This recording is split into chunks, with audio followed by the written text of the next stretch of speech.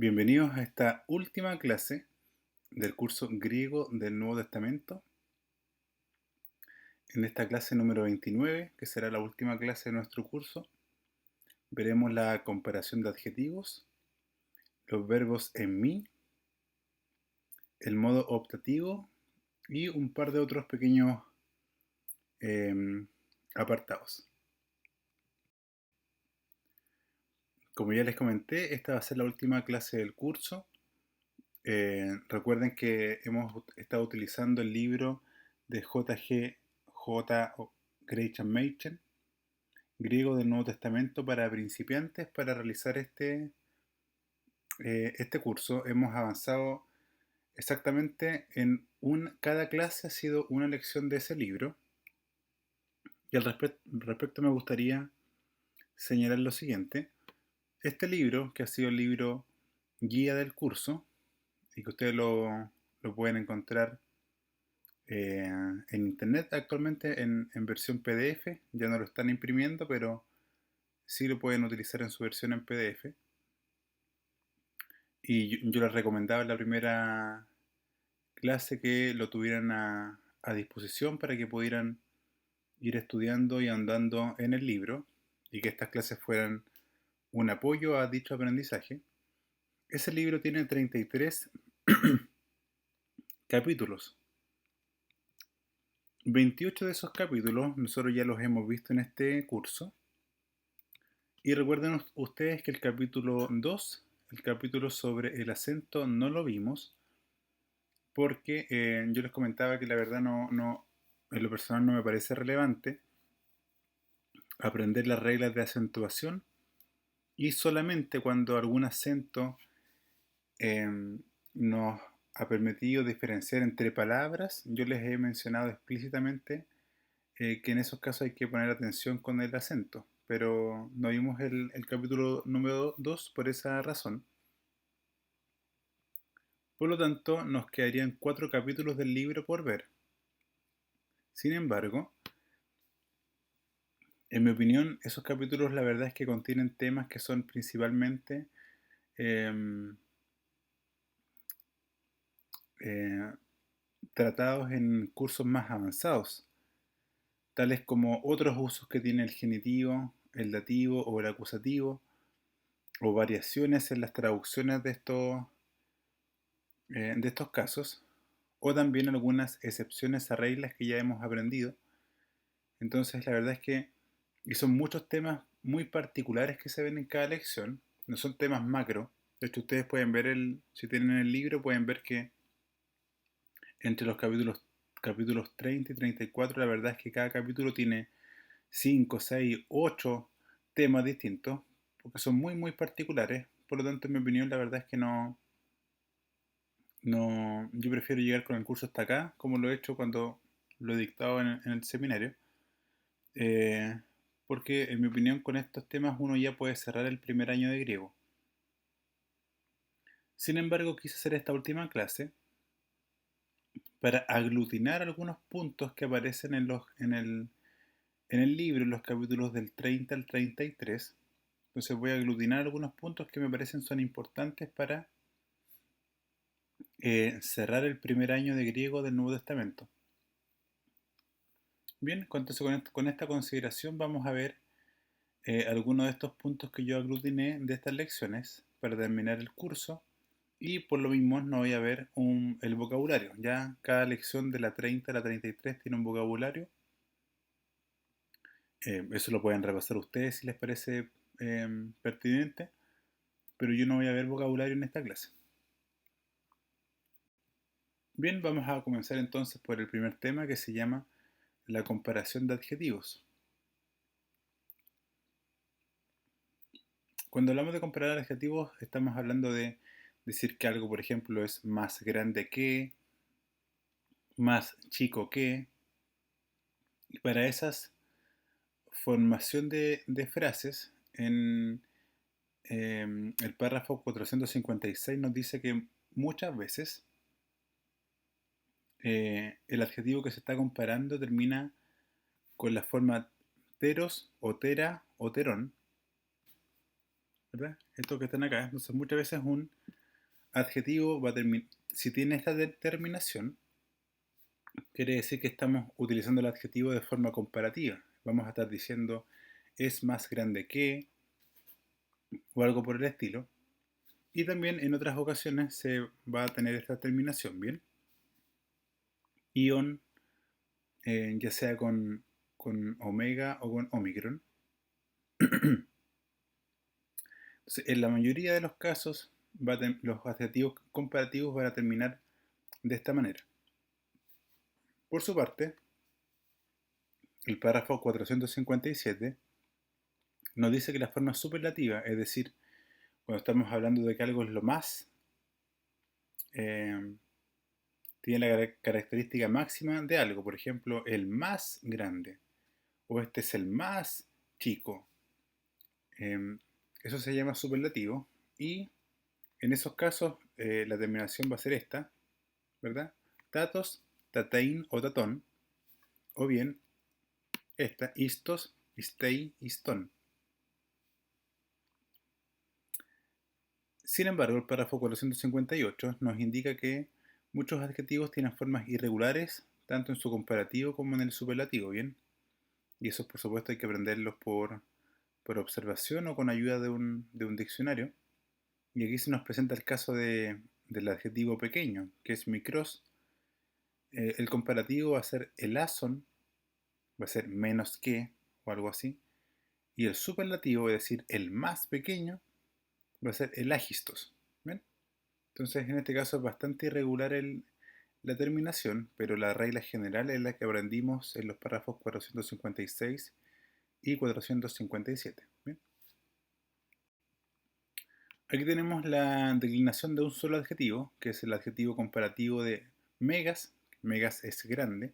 Bien, y su comparativo va a ser Mason, cuya traducción será el mayor o más. Bien, aquí pueden ustedes ver el paradigma para este adjetivo comparativo. Bien.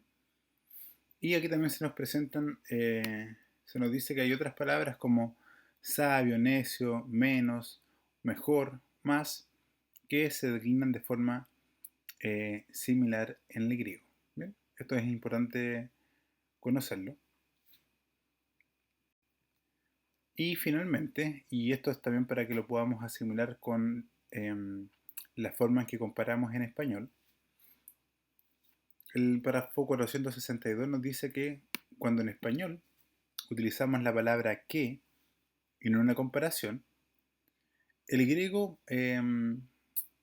hace eso de dos maneras. Una, utilizando el genitivo, que se llama genitivo de comparación, o dos, utilizando em, la conjunción ei. ¿Bien? Entonces tenemos el caso 1, dice, caso 1 dice, Meisona tuton poieisei, hará cosas más grandes que estas. Entonces tenemos aquí poieisei, hará, ¿verdad? Él hará cosas más grandes, Meisona, que estas, tuton, ¿verdad? Que estas cosas. Y aquí tenemos el comparativo, perdón, el genitivo de comparación, ¿verdad? Está el tuton, está en caso genitivo, terminan tau, omega, nun. Y cuando está de esa forma, aquí por supuesto tenemos el adjetivo comparativo meisona. Al traducirlo a español tenemos que añadir la palabra que. Entonces, él hará cosas más grandes que, y está el que estas. Sin embargo, podemos también traducir a español con otra formación griega, que es el caso número 2. Egapeisan, hoi anthropoi, malon to skotos, ei, y este nuevamente el ei, to phos. Entonces, los hombres, hoi anthropoi, los hombres amaron más la oscuridad, aquí está el adjetivo comparativo, malon, más la oscuridad, que, y ahí está, ¿verdad? El ei en griego, ei, que la luz. Bien, entonces, de estas dos maneras cuando en griego tengamos estas dos formaciones, ya sea el genitivo de comparación, que por supuesto está acompañado de un adjetivo comparativo, o ya sea que tengamos un adjetivo comparativo eh, con la conjunción EI, en ambos casos traducimos a español añadiendo el que.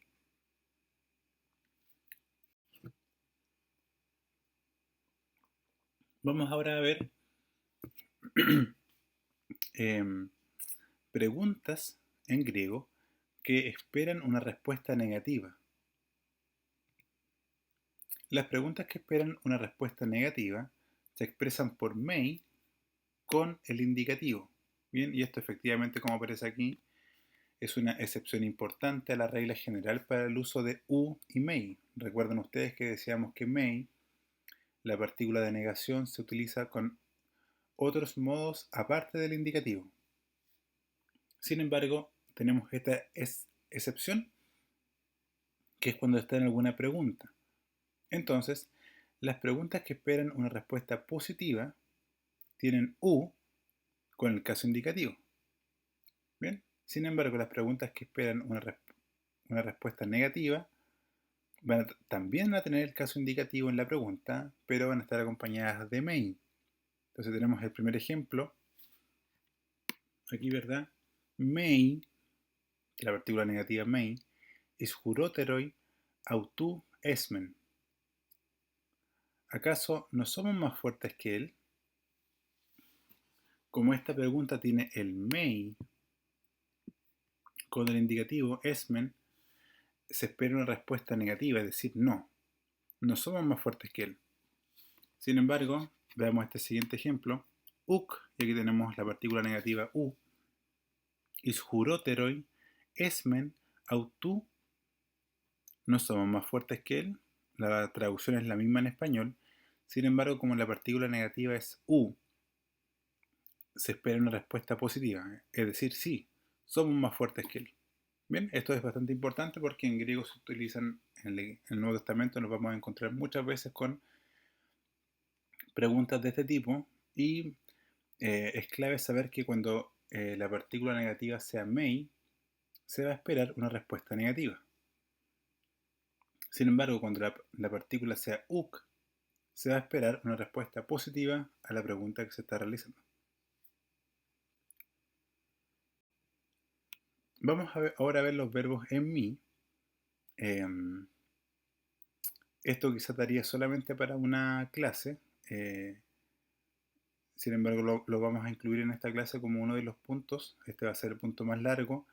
Yo no voy a detallar todas las conjugaciones posibles en el curso, o sea, en esta lección solamente se las voy a ir mostrando en las diapositivas, porque es una conjugación nueva. ¿Bien? Pero por supuesto es, es menos habitual que la que ya conocemos, pero igual hay que saberla. Y lo que ocurre es que hasta aquí todos los verbos que hemos estudiado, con excepción del verbo eimi, son de una misma conjugación. Y en griego hay solamente una conjugación más, como nos aparece aquí, y es la conjugación mi, para distinguirla de la conjugación o, ¿verdad? Que hemos estudiado hasta ahora y que es la única que conocemos. ¿Y por qué se llama la conjugación mi?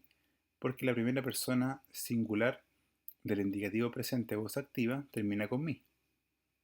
Y, por lo tanto, los verbos en mi difieren de los verbos en o, pero esto va a ocurrir solamente en el presente y en el ahorito segundo, así que eso es una muy buena noticia. En el resto de los tiempos se va a mantener la misma conjugación que ya hemos aprendido hasta ahora. Entonces vamos a ver solamente, o sea, esto ocurre en algunos verbos que no se conjugan como lo hemos visto hasta ahora, con el o, eis, ei, omen, ete, usi, sino que se conjugan de una forma distinta, y esos verbos se les llama verbos en mi. Uno de esos verbos es el verbo didomi, que significa yo doy, y a continuación vamos a ver su conjugación en tiempo presente. Entonces, el tema de didomi es do. Y si este fuera un verbo en o, como los verbos que hemos estudiado hasta ahora, su primera forma, singular, indicativo, voz activa, sería do-o. Pero vemos que es didomi. Entonces el párrafo 491 nos dice que la señal del sistema presente de didomi es la reduplicación, que se pone como prefijo al tema. Y en este caso la reduplicación es di, ¿verdad? Di.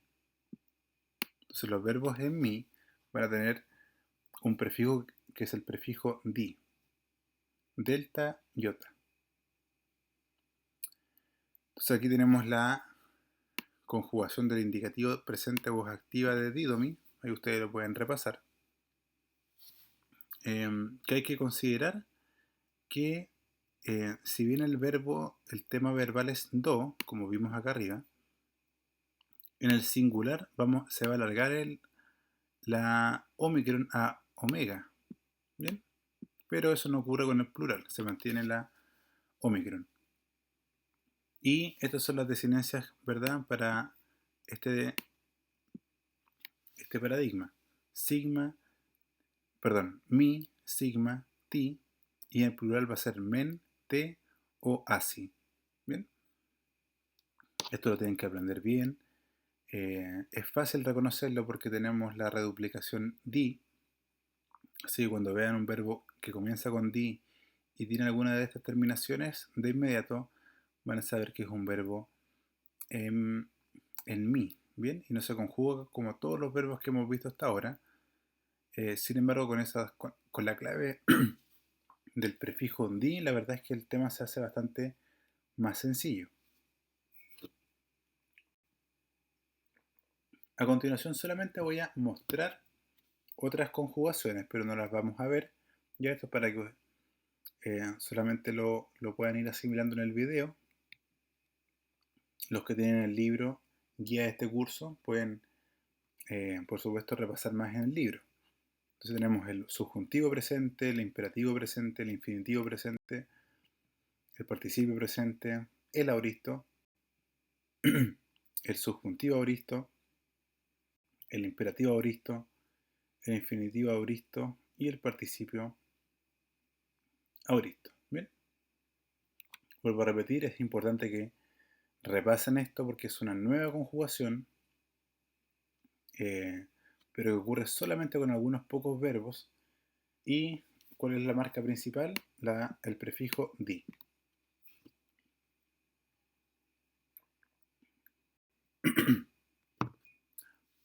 Hay otro modo que se utiliza muy escasamente en el Nuevo Testamento, que es el modo optativo. Bien, y como bien se explica aquí, este era otro modo que se utilizaba en el griego clásico. Sin embargo, en el griego del Nuevo Testamento, que es un griego que ocurre después del griego clásico, este modo, la verdad es que ya había casi desaparecido. Sin embargo, se retiene para algunas frases que expresan un deseo, una posibilidad, y por lejos el modo optativo más conocido es genoito, y particularmente con el negativo, mei genoito. Bien, y esto quiere decir que no sea así, o también se traduce en ninguna manera. Bien, que se utiliza bastante en las cartas de Pablo, y ese genoito está en modo optativo. Bien, pero como es tan escaso, la verdad es que cuando esto ocurre es bueno simplemente irlo aprendiendo por observación o con ayuda de un léxico, ¿bien? Pero basta con decir que el mei genoito es por lejos la frase que más utiliza el modo optativo. Vamos a ver otras acepciones de ginomai, este verbo que lo hemos traducido hasta ahora como ser o llegar a ser. Sin embargo, ginomai tiene muchas otras formas de traducirse. Se puede traducir como acontecer, venir a ser, pasar, aparecer, surgir, hacerse. Bien, entonces también venir o haber. Tiene variadas acepciones y también nos parecía importante señalarlo así al terminar este curso. Y bien, con esto hemos terminado este curso de griego del Nuevo Testamento. Han sido 29 lecciones. Eh, Espero que sean útiles para aprender este idioma o bien eh, para repasarlo en el caso de aquellos que ya lo estudiaron. Recuerden que esto corresponde solamente al primer año de griego del Nuevo Testamento, pero ustedes pueden, una vez que conozcan bien estos contenidos, ahondar más en este estudio. Y para eso solamente quiero terminar este curso. No sé si recomendando puede ser. Recomendando algunos otros recursos que quizás les pueden ser útiles. Hay muchos más, pero estos son los que yo eh, conozco más en detalle y también encuentro que son recomendables. Para aquellos que quieran profundizar en lo aprendido, es decir, no para un segundo año, sino para, a raíz del conocimiento que ya tienen, solamente profundizar un poco más, particularmente ver quizás para las distintas lecciones, ejemplos bíblicos, por ejemplo. Me parece que esto es uno de los principales aportes de este libro. Les recomiendo el libro Curso de Griego Bíblico, los elementos del griego del Nuevo Testamento, de Jeremy Duff. Es un libro bastante didáctico. El libro, por ejemplo, no utiliza acentos, ¿ya? Que es lo que yo también hice en este curso. Em, y tiene muchos ejemplos bíblicos de cada uno de los temas. Entonces, se lo recomiendo para aquellos que quieran ahondar más o también ir ya asimilando el contenido del curso con pasajes bíblicos. Para aquellos que quieran profundizar en el griego, les recomiendo este libro que está en español, que se llama Gramática griega, sintaxis del Nuevo Testamento, de Daniel Wallace y Daniel Steffen. Ahora bien, este libro es una adaptación al español del libro original, el libro original de Daniel Wallace, que se llama Greek Grammar Beyond the Basics, gramática griega más allá de lo básico. Este por lejos es el libro más utilizado en los seminarios del mundo para estudiar griego del Nuevo Testamento. Es un libro excepcional y fue adaptado al español en este libro de gramática griega, así que aprovechémoslo.